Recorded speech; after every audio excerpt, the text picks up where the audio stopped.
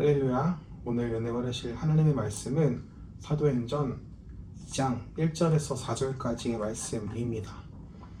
사도행전 2장 1절에서 4절까지의 말씀을 성경 가져온 친구들은 성경 펴주시고 한 목소리로 천천히 읽도록 하겠습니다.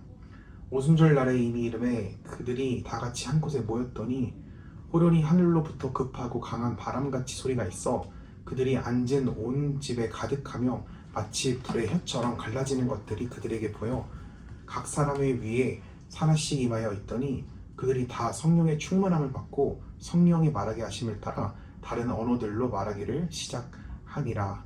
아멘. 오늘 설교의 제목은 성령의 능력을 받은 사람들입니다.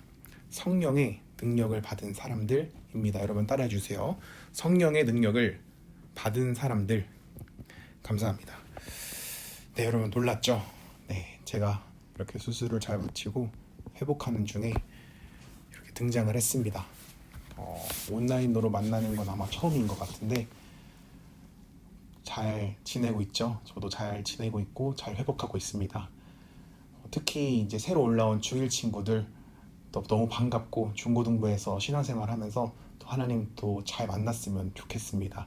전사님이 지금 수술 받은 지 열흘이 됐는데 다행히 큰 이상 없이 무난하게 잘 회복하고 있고요. 또 여러분을 만나려면 또 시간이 좀 오래 걸리겠지만 그때까지 열심히 잘 회복해서 함께 예배하는 그날까지 기도해 주셨으면 좋겠습니다. 네, 오늘 사도행전 2장 1절에서 4절 말씀을 가지고 성령의 능력을 받은 사람들이라는 제목으로 말씀 나누고자 합니다.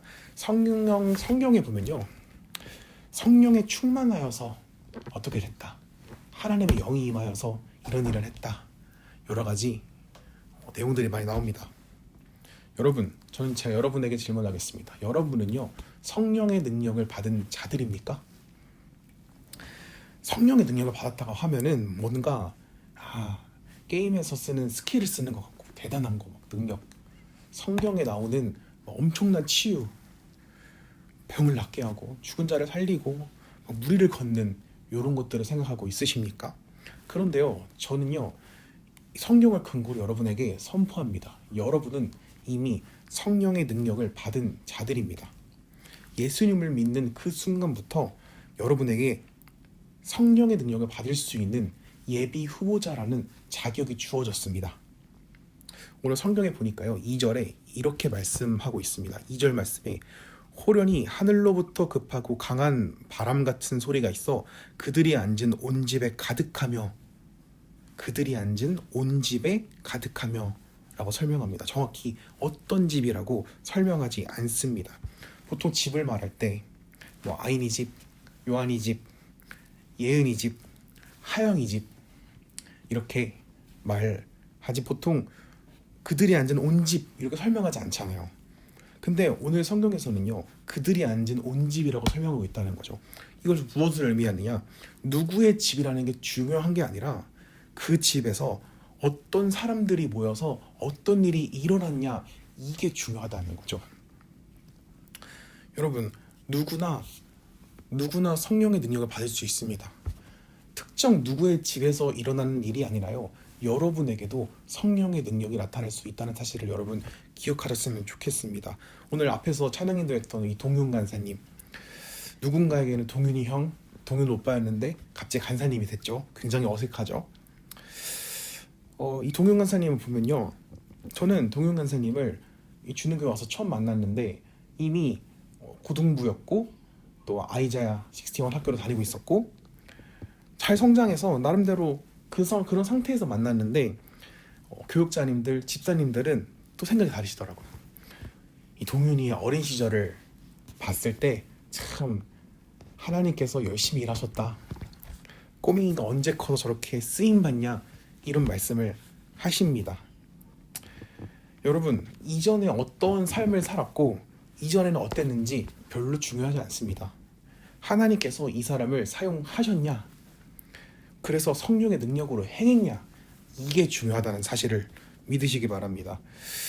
제가 이제 아프고 나서 인스타그램에 기도 요청을 올렸었거든요. 제가 이제 이런 상황들이고 수술하게 됐고 기도 부탁드린다 라고 이제 스토리를 올렸었는데 정말 많은 연락을 받았거든요. 결혼할 때보다 어쩌면 더 많은 연락을 받은 것 같아요. 한 친구는 연락을 했는데 초등학교 친구인데 지금까지 굳이 연락하지 않았던 친구였고 이 친구한테도 연락이 온다고? 할 정도로 그런 친구한테도 연락이 왔었거든요. 근데 한 가지 생각이 들었어요. 하나님 믿기 전에 알던 친구들일 텐데 하나님과 친밀해지기 전에 친구들일 텐데 그들이 볼 때 나는 어땠을까? 이런 또 생각이 잠깐 스치고 지나가더라고요. 그런데 여러분, 이전의 삶은 중요하지 않습니다. 고린도후서 5장 17절 말씀에 보면요, 이전 것은 지나갔으니 보라 새 것이 되었도다 라고 말씀하고 있거든요. 이전 것은 지나갔대요. 하나님을 믿은 순간부터 우리는 새 것이 된 것입니다. 그리고 우리는 성령의 능력으로 새 삶을 살아야 할 것을 여러분 믿으시기 바랍니다. 그런데요, 그 여러 사람들이 있죠. 새로운 삶을 사는 사람들, 하나님 믿고 막 달라진 사람들 있잖아요. 옛날에 조폭이었는데, 옛날에 뭐였는데 하나님 믿고 내가 달라졌다, 이런 사람들 많이 있잖아요. 근데 그들의 한 가지 조건이 뭐냐면요, 성령의 능력을 받은 사람들이라는 사실입니다. 하나님의 일은요, 성령의 능력이 아니면 할 수 없습니다. 하나님께서 여러분에게 성령의 능력을 받고 하나님을 더 만날 수 있는 귀한 기회를 주셨는데 바로 1월 17일 동계수련회라는 귀한 기회를 주셨습니다. 여러분, 정말 여러분들을 위해 외부에서 촬영팀도 오고요, RK팀도 오고요, 외부 강사님도 오고요, 정말 많은 분들이 와서 여러분의 수련회를 도와주고 있습니다.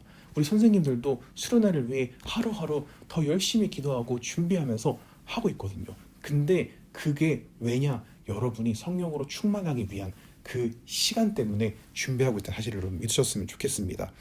오늘 본문에 보니까요, 성령의 능력을 받은 사람들 중에 대표적인 사람이 있다면 바로 베드로였습니다. 베드로는요, 사실 자칭 1등 제자였지만 예수님께서 십자가 달렸을 때 베드로 어땠습니까? 베드로는 예수님을 부정하고 도망간 상태였습니다. 그런데 그랬던 베드로, 성령의 능력을 받으니까 베드로는 예루살렘이 모여있던 다른 나라에서 온 유대인들에게 예수 그리스도의 부활과 승천을 전하며 담대하게 박해하는 자들을 피하는 것이 아니라 담대하게 복음을 전하며 그 결과 예수를 믿고 예수를 영접한 성도들이 3,000명이나 되었다라고 성경은 증거하고 있습니다. 여러분, 저는요, 여러분이 내가 될까라는 의심을 하지 않았으면 좋겠습니다. 내가 될까가 아니라 우리의 질문은 하나님이 그것을 원하실까? 여야 된다는 거죠. 그래, 하나님이 원하신다면 내가 성령의 능력을 받은 자로 살아가야 되겠다라는 결단이 여러분에게 있어야 된다는 사실을 여러분 믿으시기 바랍니다. 오늘 온라인으로 설교를 하라고 결정했을 때 어떤 병원에서 있었던 여러 가지 수술하는 과정들, 또 어떤 마취했던 거, 회복하는 과정들, 여러 가지 하나하나 이런 것들을 이야기해야 하나? 이런 생각이 들었는데요. 이런 생각이 들 때 제가 결론 지은 건 이 감정들을 조금 더 정돈하고 천천히 이야기해 줘야 되겠다, 설교회 때 더 귀하게 나눠야 되겠다라는 생각이 들었습니다. 근데 오늘 한 가지만 더 나누고자 합니다. 이 신장이식을 준비하는 과정 가운데 이 전체적인 진행을 해주시는 이식 코디네이터라는 분이 있으십니다. 그분이 이식하고 주말이 지나서 저를 찾아오셨습니다. 몸이 어떠냐고 물으십니다. 제가 말했죠. 내 수술하고 생각보다 괜찮은 것 같아요. 잘 회복 중입니다. 10년 투적하셨다고 하셨는데 대학원도 다니시고 정말 열심히 사셨네요. 보통 어릴 때 투석 시작하면 무기력한 삶으로 살아가는데 뭔가 좀 다르십니다, 이렇게 선생님께서 말씀하시더라고요. 제가 뭐라고 했냐면요, 저는요 대학교도 갔고요, 대학원도 갔고요, 사역도 하고요, 결혼도 했고요, 이제 아들도 생겨요, 이렇게 얘기를 했다는 거죠. 선생님이 말씀하십니다. 다른 투석하신 젊은 분들과 달라요. 되게 열심히 충실히 사셨네요 라고 했다는 거죠. 저는요 이 얘기를 듣고 확신했습니다. 저는 하나님께서 지금까지 인도하셨습니다. 이것은 분명히 성령의 능력입니다. 성령의 능력이 아니었다면 저는 할 수 없었습니다. 여러분, 성령을 구하십시오. 성령의 능력이 있다면요, 하지 못할 일이 없습니다. 빌립보서 4장 13절 말씀에 내게 능력 주시는 자 안에서 내가 모든 것을 할 수 있느니라 라고 말하고 있습니다. 능력 주시는 자 누구라고요? 바로 성령님이라는 사실을 여러분 기억하시기 바랍니다. 오늘 설교를 마무리합니다. 오늘 제목은요, 성령의 능력을 받은 사람들이었습니다. 여러분은 성령의 능력을 받을 준비가 되었습니까? 저는요, 확신합니다. 여러분은 성령의 능력을 받을 준비가 되었습니다. 앞으로 다가오는 수련의 날이 될 수도 있고요, 또 다른 예배가 될 수도 있고, 또 다른 순간이 될 수도 있습니다. 여러분, 그 순간을 기대하시기 바랍니다. 저의 삶을 돌이켜보니까 성령의 능력이 아니었으면 할 수 없었던 일들이 너무 많습니다. 일주일에 4시간 마치 3번, 12시간이 넘죠. 반쪽의 삶으로 사는 이 삶 가운데 정말 많은 일들을 해냈던 것 같아요. 제가 잘해서가 아닙니다. 저는요, 너무 포기하고 싶은 순간도 너무 많았고 힘든 순간도 너무 많았습니다. 내가 나의 능력으로 하려고 했다면 할 수 없었을 것입니다. 그러나 저는 확신합니다. 보이지 않는 나의 능력을 뛰어넘는 어떤 존재가 저를 도왔다고 생각합니다. 저는 그분이 성령님이라고 생각합니다. 그 성령님이 여러분 가운데도 임할 줄로 믿습니다. 제가 성령의 능력이 아니었다면 무기력한 삶을 살았을 것처럼, 우리가 성령님이 아니면 더 이상 내 능력으로는 삶의 한계가 마주할 것입니다. 여러분, 그러나 하나님은 무한하십니다. 성령은 무한하십니다. 성령의 능력을 바라보십시오. 저는요, 지금 이 아픈 이 순간에도 하나님께서 나를 어떻게 사용하실까, 앞으로 나를 성령의 능력으로 어떻게 사용하실까 정말 기대가 됩니다. 현실은 절망적이지만, 현실은 낙심하기 충분하지만 성령님께서 저를 사용하실 줄로 믿습니다. 이 믿음이 여러분에게도 자라기를 원합니다. 여러분, 성령의 능력을 바라보십시오. 하나님, 우리에게 성령의 능력을 부어주시고 우리를 사용해 주세요라고 고백할 수 있는 여러분 되시기를 원합니다. 사랑해 주님, 감사합니다. 주님, 우리는 오늘 성령의 능력을 받은 사람들이라는 제목으로 말씀 나눴습니다. 발 없기는 중고등부 한 사람 한 사람이 성령의 능력을 받은 사람이 되길 원합니다. 우리에게 성령을 구할 수 있는 믿음 허락해 주시고, 우리가 성령을 구할 때 성령의 기름을 부어주사 우리가 하나님 앞에 더욱 쓰임받는 삶으로 거듭날 수 있도록 인도해 주시옵소서. 예수님의 이름으로 기도드립니다. 아멘.